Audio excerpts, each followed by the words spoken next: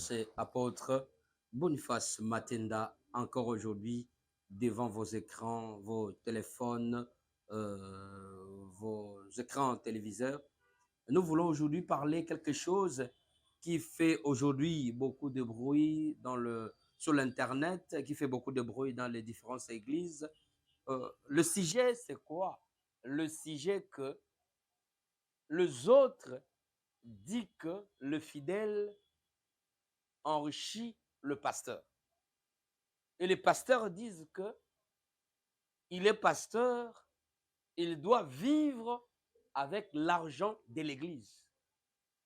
Et les autres conseillent les autres de dire que n'amène pas vos dîmes dans l'Église. Et les choses plus graves encore, c'est que il y a quelqu'un qui a posé la question, citez-moi une seule personne que l'Église l'a enrichi. Et ça, c'est un peu de voir beaucoup des intervenants qui parlent sur le sujet. Et aujourd'hui, je prends le risque de parler aussi sur le sujet. Je dois parler, je dois donner mon point de vue par rapport à tout cela. Et les autres qui disent qu'ils sont là pour enrichir le pasteur, premièrement, il faut savoir le rôle de l'Église, le rôle des bergers comme pasteurs, le rôle des fidèles dans l'Église. C'est quoi le rôle des pasteurs? Le pasteur a un seul rôle, c'est encadrer les âmes, enseigner la parole, préparer l'homme pour aller au ciel. C'est le pasteur qui est le canal que Dieu a mis en place dans l'Église pour jouer le rôle d'enseignement, d'encadrement et de motiver les gens pour le royaume. Alors, quand on trouve l'Église, il y a plusieurs choses qui se trouvent dans l'Église. Il y a les choses, vie spirituelle, il y a vie sociale et autres. D'autres églises, en cas où un fidèle tombe malade, les autres prient pour les fidèles et les fidèles rentrent. Les autres prient pour les fidèles et amènent le soutien dans l'église. À ma connaissance, si on fait les statistiques, on va se rendre compte que beaucoup d'églises, il y a le panier qu'on appelle le panier des sociales. Cela veut dire, après l'offrande, action de grâce, il y a le panier qui est disponible là-bas pour le social de l'église. Cela veut dire quoi? En cas où tel tombe malade, en cas où tel a un problème, c'est ce panier-là qu'on récupère pour soutenir les autres. Et l'église, comme un rôle d'encadrement, d'enseigner, l'église aussi a le rôle de prendre soin des serviteurs de Dieu. Dans l'Ancien Testament, l'église est organisée, la Bible nous dit, les gens sortaient pour aller travailler et amener leurs biens dans l'église pour qu'ils se partagent selon le besoin. Tout le monde sort, ils amènent leurs biens dans l'église et ils se partagent selon leurs besoins. Cela veut dire, moi je peux produire beaucoup, mais j'amène à l'église, mais le besoin que je n'est pas plus que le besoin des autres. Donc, même si moi j'amène, ce que j'amène, on peut soutenir les autres. D'où, mon frère, ma soeur, comme l'église est le centre de beaucoup des âmes, comme l'église est le centre de beaucoup de personnes, même les pasteurs n'ont pas le monopole de consommer ou de gérer seuls le fonds. Les églises qui sont des églises sérieuses, les gens qui gèrent les finances, ils ne sont pas le serviteur, mais ils sont que des travailleurs de la communauté ou soit les travailleurs de l'église locale, qui sont les laïcs comme on les appelle. Les laïcs, l'église doit engager un comptable que l'église doit lui payer.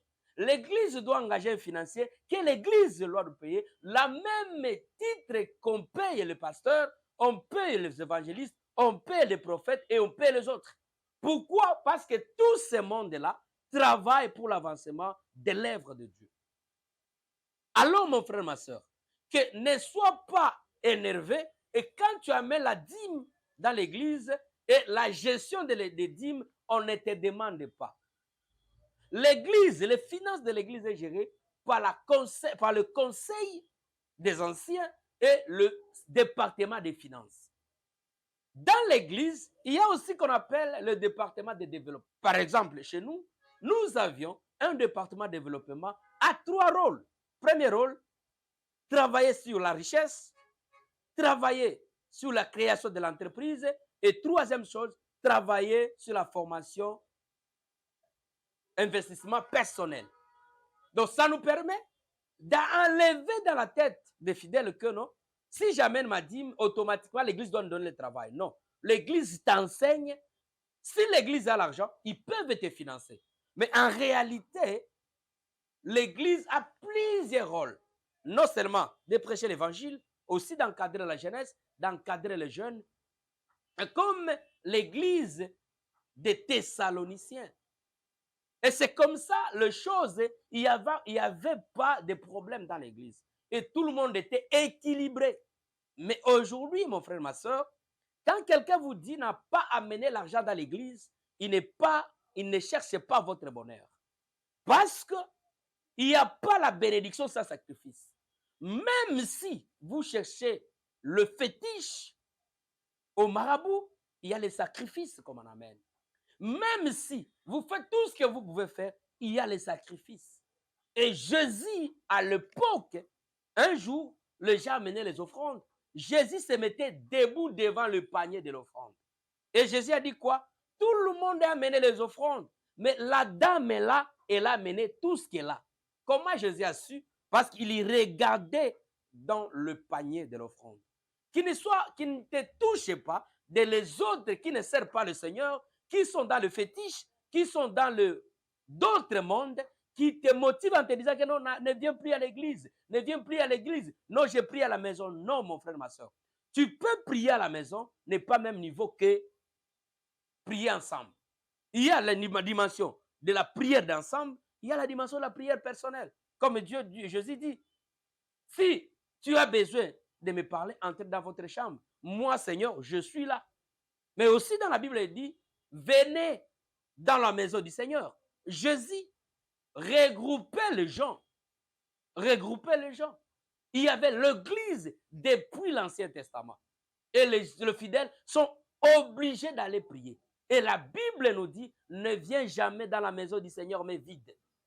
C'est la Bible. Vous pensez que si vous laissez l'église sans pour autant donner les offrandes, les dîmes, et l'église va fonctionner comment? Payer loyer, payer l'électricité, payer ceci, payer cela. Je tiens vraiment à insister sur les serviteurs de Dieu. Les serviteurs de Dieu, l'argent de Dieu n'est pas votre argent. L'argent que les enfants de Dieu amènent dans l'église, ce n'est pas votre argent. Pour acheter des jets privés, pour acheter des jeeps, pour acheter des ceci, de cela. Mais cet argent, première chose, le rôle de cet argent, c'est l'avancement de l'œuvre du Seigneur.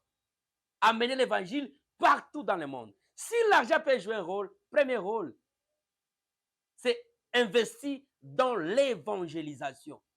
Aller dans les missions évangéliques, aller prêcher l'évangile, aller baptiser, aller prêcher les nouveaux âmes.